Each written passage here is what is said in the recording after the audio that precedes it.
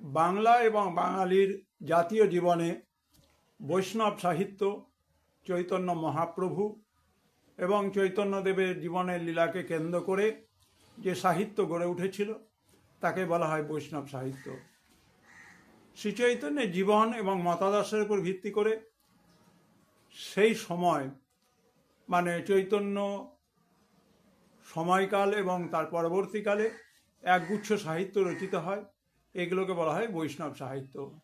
বৈষ্ণব সাহিত্যগুলোর মধ্যে উল্লেখযোগ্য বৃন্দাবন দাসের লেখা চৈতন্য ভাগবত এবং চৈতন্য মঙ্গল, কৃষ্ণদাস কবিরাজের লেখা চৈতন্য চরিতামৃত, লোচন দাসের লেখা চৈতন্য মঙ্গল, গোবিন্দ দাস রচিত বিভিন্ন ধরনের পদাবলী, রূপ গোস্বামীর লীলা চৈতন্য, এবং এই লীলা চৈতন্য হলো মূলত একটি নাটক।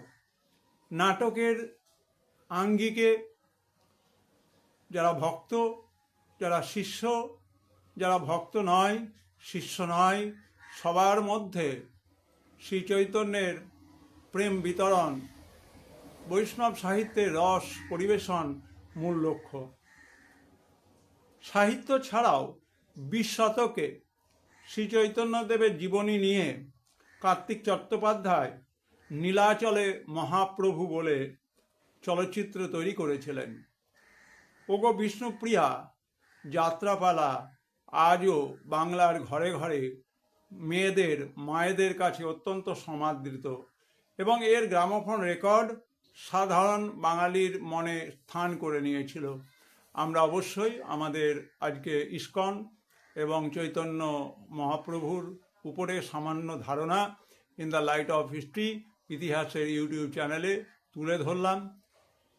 যেহেতু এখন মাধ্যমিক, উচ্চ মাধ্যমিকের পরীক্ষা পর্ব চলছে, ফল প্রকাশের চূড়ান্ত ব্যস্ততা, এবং একই সঙ্গে ভোটের নির্ঘণ্ট প্রকাশিত হয়ে গিয়েছে, সুতরাং চতুর্দিকের একটা ব্যস্ততাময় পরিস্থিতিতে আমার যারা শ্রোতা দর্শক তাদেরকে আমি বঞ্চিত করছি জানি, কিন্তু এই চূড়ান্ত ব্যস্ততম সময়ের মধ্যে সময় বের করে চেষ্টা করি যে ভিডিওগুলোকে আপলোড করে দিতে।